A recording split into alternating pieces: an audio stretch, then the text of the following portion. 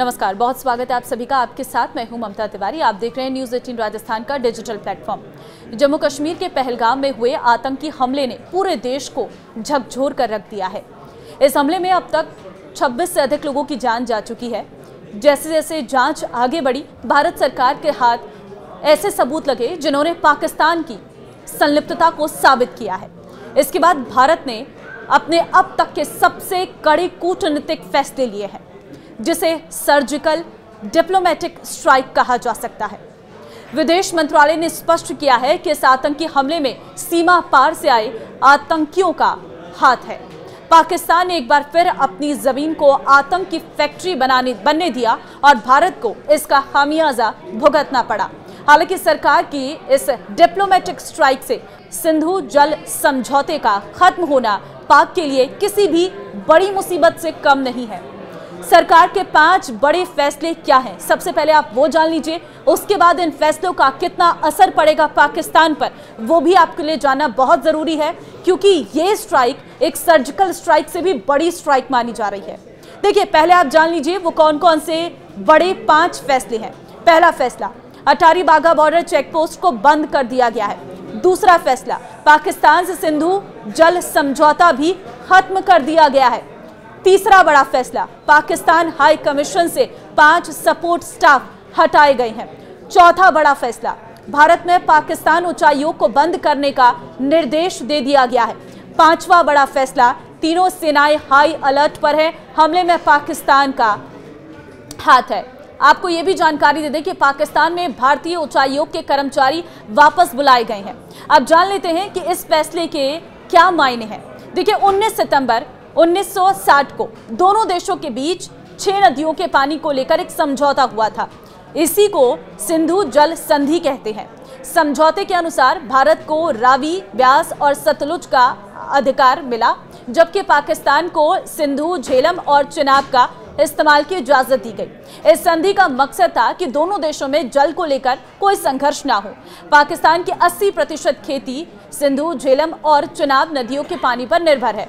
अब भारत की तरफ से इन नदियों का पानी रोक देने से पाकिस्तान में जल संकट गहराएगा, वहां की आर्थिक स्थिति बिगड़ेगी और इसके अलावा पाकिस्तान कई डैम और हाइड्रो प्रोजेक्ट से बिजली बनाता है। पानी की कमी से बिजली उत्पादन में भी गिरावट आ सकती है, जिससे आर्थिक और औद्योगिक गतिविधियों पर असर पड़ेगा। दूसरी चीज, अटारी पोस्ट बंद करने से व्यापारिक नुकसान होगा। दरअसल अटारी चेक पोस्ट बंद होने से अब दोनों देशों के बीच आवाजाही पूरी तरह से बंद होगी। अब तक भारत से जो छोटे छोटे सामानों की आवाजाही भारत से होती थी, वो भी पूरी तरह से बंद हो जाएगी, क्योंकि ये एकमात्र पैदल रास्ता है जहां से इंपोर्ट और एक्सपोर्ट होता है। इससे वहां के छोटे व्यापारियों को आर्थिक नुकसान होगा। वैसे तो दोनों देशों में द्विपक्षीय व्यापार बंद है, लेकिन दोनों देशों के बीच छोटे मोटे सामानों का लेन देन होता है।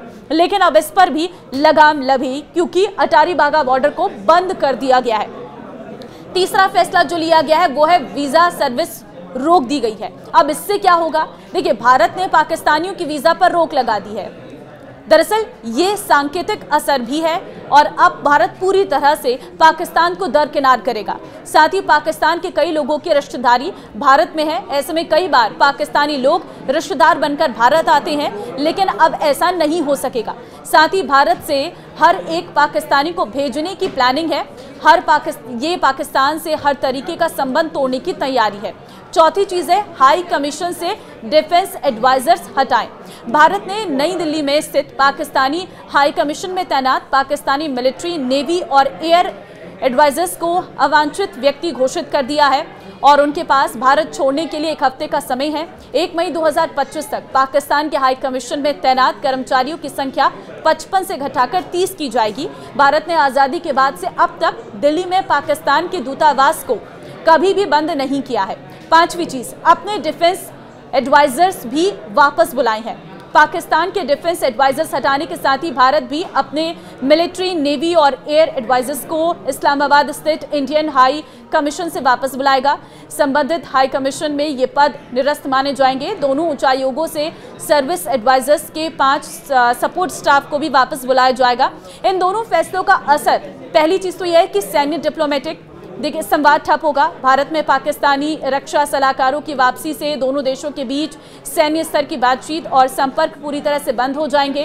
दूसरी चीज यह है कि हाई कमीशन का प्रभाव कम होगा। देखिए, स्टाफ की संख्या घटकर 55 से 30 हो जाने से पाकिस्तानी उच्चायोग की कार्यक्षमता और भारत में उसकी कूटनीतिक मौजूदगी सीमित हो जाएगी।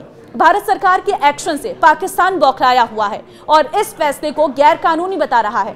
पाकिस्तान अब इस फैसले के खिलाफ वर्ल्ड बैंक का दरवाजा खटखटा सकता है, क्योंकि उसी की मध्यस्थता से दोनों देशों के बीच सिंधु जल समझौता हुआ था। हालांकि भारत के पास दलील है कि समझौते को स्थायी तौर पर रद्द नहीं किया गया है, लेकिन आतंक के खिलाफ एक्शन न लेने की वजह से फिलहाल के लिए संधि रोक दी गई है।